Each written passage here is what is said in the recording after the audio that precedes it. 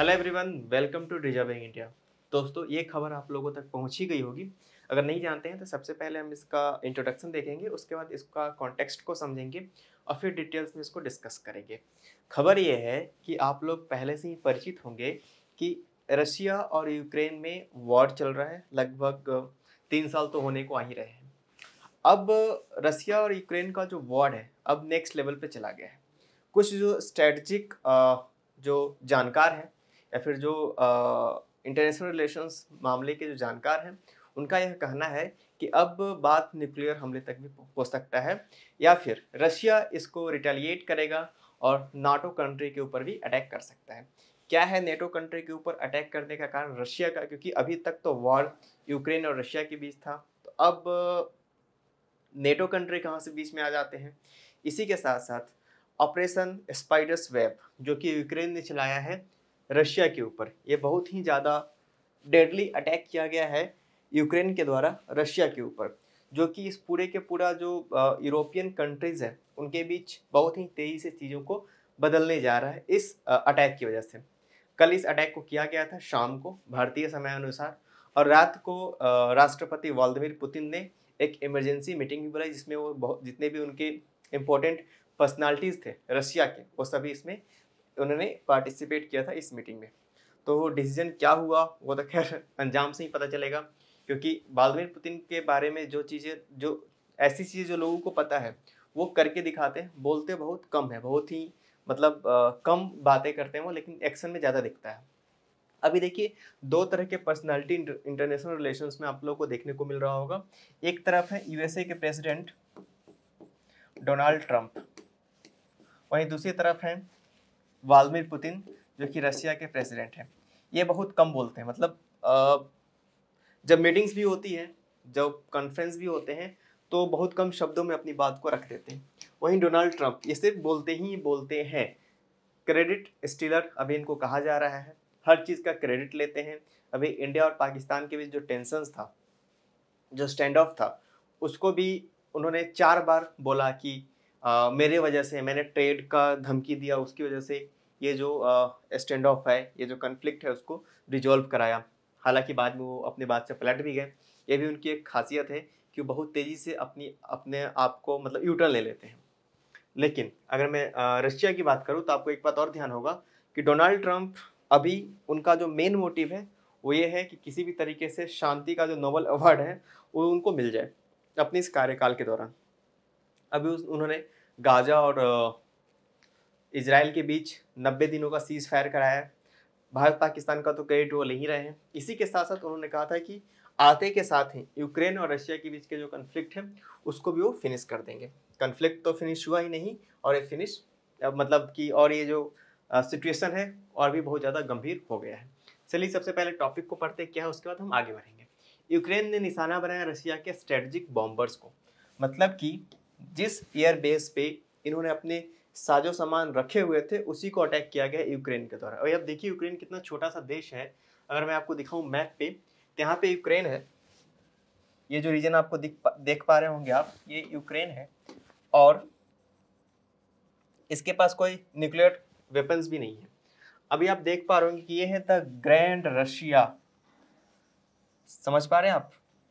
दुनिया के मानचित्र पे सबसे बड़ा देश।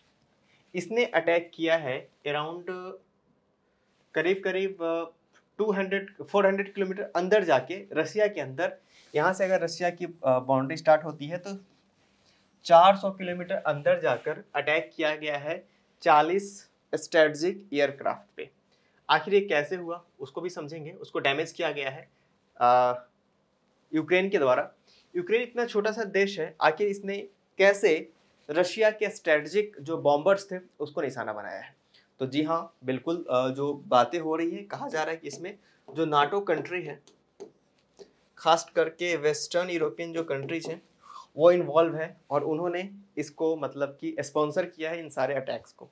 कुछ लोगों का ये भी कहना है कि इसमें कहीं ना कहीं अमेरिका भी इन्वॉल्व हो सकता है। अब जब पुतिन इसको रिटेलिएट करेंगे तब समझ में आएगा कि आखिर कितना कौन से लोग इसमें इन्वॉल्व थे, और रसिया किसको मान रहा है कि इस पूरे वॉरफेयर में उनका इन्वॉल्वमेंट हो सकता है। अभी देखिए, जो वॉरफेयर है ना पूरी तरीके से बदल चुका है। अब ड्रोन बेस्ड वॉरफेयर हम लोग को देखने को मिल रहा है, ड्रोन वॉरफेयर। तो आपको इसको भी तैयार करना होगा यूपीएससी के प्रिपरेशन के पॉइंट ऑफ व्यू से, क्योंकि इंटरनेशनल रिलेशंस और इंटरनल सिक्योरिटी में बहुत ही इंपॉर्टेंट टॉपिक बन जाता है। तो इंटरनल कोऑर्डिनेशन कैसा होना चाहिए, और ड्रोन वॉरफेयर में अब के जो स्थिति है, अब की जो युद्ध की जो परिस्थितियां हैं, उसमें ड्रोन की क्या भूमिका है उसको भी आपको समझना चाहिए। अब देखते हैं, सबसे पहले इस हेडलाइंस को समझने की कोशिश करते हैं कि यूक्रेनियन ड्रोन्स ने एक ट्रक के ऊपर, अभी भी बहुत ही कमाल की बात है, एक ट्रक के ऊपर पेलोड को इन्होंने लोड किया और उस ट्रक को रसिया के अंदर 400 किलोमीटर अंदर भेजा। और आप देख पा रहे होंगे इस जगह पे और इस जगह पे निशाना बनाया गया और इनके 40 जो स्ट्रेटेजिक एयरक्राफ्ट थे उसको उड़ा दिया गया। अभी आप देखिए Russian air bases across the country. अभी आप देख पा रहे होंगे कि इसमें जो कंफर्म्ड है, रेड कलर से जो मार्क किए गए हैं वो कंफर्म्ड है। ये बोला गया है कि इनको कंफर्म्ड तबाह कर दिया गया है, और रिपोर्टेडली टारगेटेड बोला गया है, जो कि ब्लैक कलर से मार्क किया गया। आप यहाँ पे देख पा रहे होंगे, आप यहाँ पे देख पा रहे होंगे, और आप यहाँ भी देख पा रहे हैं। तो माफ कीजिएगा, तो कुछ संभावना ऐसी भी हो सकती है कि इन जगहों पर भी अटैक्स किए गए होंगे। अभी आप देखिए, अलग अलग रसिया बिल्कुल फैला हुआ देश है, तो यहाँ भी अटैक किया गया, यहाँ भी अटैक किया गया, मतलब कि एंड में भी जहाँ रशिया खत्म होता है और जहाँ से रशिया स्टार्ट होता है, इन दोनों जगह पे अटैक किए गए हैं। मिडिल ऑफ रशिया में अटैक किया गया है, और आप देख पा रहे होंगे ईस्ट रशिया में भी अटैक किया गया, मतलब कि रसिया अक्रॉस द रशिया अटैक किया गया है उसके देश के ऊपर। थे काफ़ी ज़्यादा गंभीर परिस्थिति है, और कमाल की बात यह है कि एक ट्रक को लोड किया गया और इन जगहों पे भेजा गया, फिर वहाँ से अटैक किया गया पेलोड के द्वारा। इस ग्राफिक में हम लोगों को बहुत ही अच्छे तरीके से समझ में आएगा कि आखिर परिस्थितियाँ कैसी उत्पन्न की गई थी। यूक्रेन ने कंडक्ट किया largest long range drone strike. Target किया गया है रसिया के मेजर एयर बेसेस को, जो कि डैमेज करता है 40 स्ट्रैटेजिक एयरक्राफ्ट को। ऐसी रिपोर्ट कंफर्म थी कि रशिया इन 40 एयरक्राफ्ट का इस्तेमाल यूक्रेन के अगेंस्ट कर सकता है आने वाले दिनों में, जिससे इससे पहले कि रशिया कुछ ऐसा कदम उठा पाता, यूक्रेन ने उसके सारे के सारे साजो सामान को तबाह कर दिया है। ये टर्म आपको याद होना चाहिए, खास करके पीसीएस की तैयारी करने वाले स्टूडेंट्स को, कि स्पाइडर्स वेब किसको बोलेंगे, ऑपरेशन स्पाइडर्स वेब का क्या मतलब है। तो ऑपरेशन स्पाइडर्स वेब, जो कि यूक्रेन ने रसिया के ऊपर अटैक किया है उसके एयर बेसिस पे, इन्वॉल्व 117 ड्रोन्स। ये भी ध्यान रखने वाली बात है कि 117 ड्रोन्स को लॉन्च किया गया, और मोबाइल केबिन्स के जरिए, मतलब कि एक बंद ट्रक था जो कि हाइड्रोलिक टेक्नोलॉजी की मदद से छत उसका खुलता है, फिर अटैक किया जाता है रूफ्स ऑन ट्रक्स के ऊपर से। ये देख सकते हैं कि किस तरीके से अलग अलग स्ट्रेटेजिक लोकेशन पे रशिया के अटैक किया गया है। कौन कौन सी एयर बेसिस हैं, सबसे पहले उसको समझते हैं। तो बेलाया एयरबेस जो कि साइबेरिया में है, ओलियाना एयरबेस जो कि नॉर्थ वेस्ट रसिया में पड़ता है, जो कि मैंने आपको मैप में आपको एक्सप्लेन किया था, इस मैप में आपको अच्छे से समझ में आ जाएगा। इसके बाद बात करेंगे डीगी लेबो जो कि ओब्लास्ट में पड़ता है, और सेंट्रल रशिया में आइवा नोवो करके जो प्लेस है, इनका एयरबेस है, वहां पे अटैक किया गया। टैक्टिकल इनोवेशन में अगर मैं आपसे बात करूं तो ये बहुत ही एक नए किस्म का अटैक किया गया है किसी देश के ऊपर, किसी देश के द्वारा, जो कि एक ट्रक को हथियार बनाया गया है अटैक करने के लिए। और आप ध्यान रखेंगे कि ये किसी फ्रिंज एलिमेंट का काम नहीं है, ये किसी नॉन स्टेट एक्टर का काम नहीं, एक देश की घोषित पॉलिसी के तहत इस वारदात को अंजाम दिया गया है कि drones launch systems were smuggled and hidden inside Russia. Smuggling के जरिए इसको अंदर भेजा गया, रशिया की सीमा के अंदर इसको इंडक्ट कराया गया और टारगेट्स के नज़दीक पहुंचाया गया, जहां से लॉन्च किया गया इन ट्रक्स के जरिए, और क्लोज रेंज लॉन्चेस के तहत इसको अटैक करके इस घटना को अंजाम दिया गया रशिया के अंदर में। कैजुअलिटी जो रिस्पॉन्स की बात करें तो Russia confirmed strikes in the 5 regions calling terrorist act. Russia ने कहा है कि हमारे ऊपर आतंकवादी हमला है और हम इसको एक आतंकवादी हमले की तरह ही लेंगे, और उन्होंने कंफर्म किया कि हमारे 5 रीजन्स पे अटैक किया गया है। तो रशिया की तरफ से कंफर्मेशन आ गया है कि हाँ अटैक हुआ है, तो इसको मान लेना चाहिए, सही बात है। Russia claim to have repelled most attacks but admitted that the some aircraft caught fire particularly in Murmansk और ऑटोस्टक, जो इनका एक जगह है, इन दो जगहों पे बोला गया है कि हम इसको बचा नहीं पाए। जिस तरीके से S-400 रशिया का ही दिया हुआ एक एयर डिफेंस सिस्टम था, जिसके जरिए हम लोगों ने पाकिस्तान के 500 से भी ज़्यादा अधिक ड्रोन अटैक को विफल किया था। उसी तरीके से रशिया ने कहा है कि हम लोगों ने लगभग सारे अटैक्स को विफल कर दिया था, लेकिन कुछ रह गए थे जो कि इन दो जगहों पे जाकर गिरे हैं। इसके कॉन्टेक्स्ट क्या हो सकता है, उसके इम्प्लीकेशंस क्या हो सकते हैं, इसको समझते हैं। किस तरीके से ग्लोबल पॉलिटिक्स को इम्पैक्ट करेगा और IR का एक नया शेप बनकर निकल कर सामने आएगा इस अटैक के जरिए, और एक नए सिरे से गठबंधन किया जा सकता है वैश्विक नेताओं के द्वारा। अगर मैं मिलिट्री की बात करूँ तो ये बहुत ही मेजर टैक्टिकल सक्सेस है यूक्रेन के लिए, जो कि हाईलाइट करता है डीप पेनिट्रेशन कैपेबिलिटी और एडवांस ड्रोन एयरफेयर लॉजिस्टिक्स। तो मतलब किसी देश के सीमा के अंदर में जाके कोई देश इस तरह का ऑपरेशन करता है, ये अपने आप में बहुत ही नई चीज़ है और ये एक नया स्टैंडर्ड सेट करता है। क्रूज मिसाइल लॉन्च कैपेबिलिटी को भी दर्शाता है। इससे पहले क्या होता था कि हम किसी भी देश के सीमा के, अगर मान के चले, माफ कीजिएगा, नेवी के जरिए हम यहाँ पे लेकर आते थे और यहाँ से अटैक करते थे इनके पोर्ट्स पे।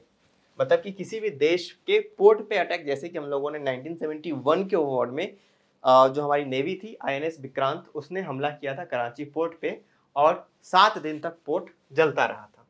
कराची पोर्ट की बात कर रहा हूँ मैं, जो कि एक बहुत बड़ा सेटबैक था पाकिस्तानी नेवी के लिए।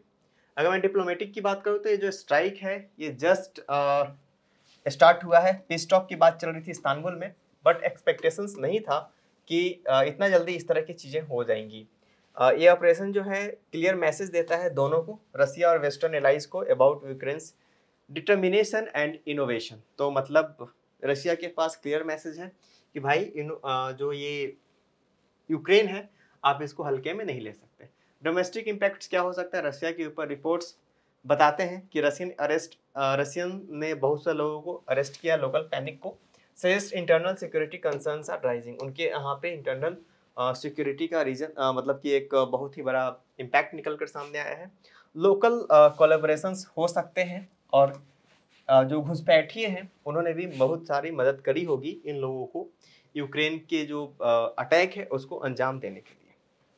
अगर इस टॉपिक को हम कंक्लूड करें तो हम बोलेंगे यूक्रेन का जो स्पाइडर वेव ड्रोन ऑपरेशन था, इसने एक टर्निंग पॉइंट की तरह एसिमेट्रिक वॉरफेयर को लेकर सामने आया है, जो कि वल्नरेबल कर दिया है रशिया के अंदर में कितना ज़्यादा, मतलब कि उनके लोगों का भी इन्वॉल्वमेंट हो सकता है इसमें, क्योंकि बिना उनके लोगों का इन्वॉल्वमेंट हुए इस तरह का घटना का अंजाम नहीं दिया सकता।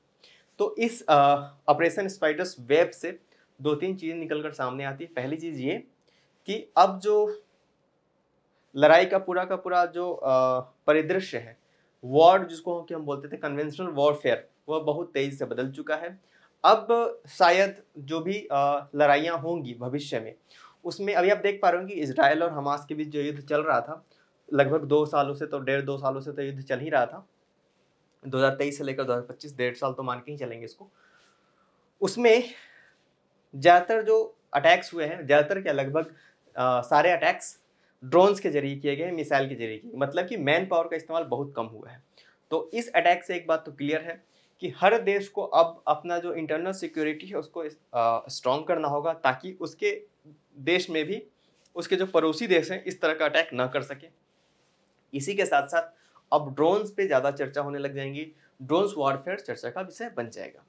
तो ये पूरा लेक्चर था जिसमें हम लोगों ने समझने की कोशिश की ऑपरेशन स्पाइडर्स वेब को। आज के लेक्चर में फिलहाल इतना ही, अब मिलेंगे किसी और लेक्चर में। Thank you very much.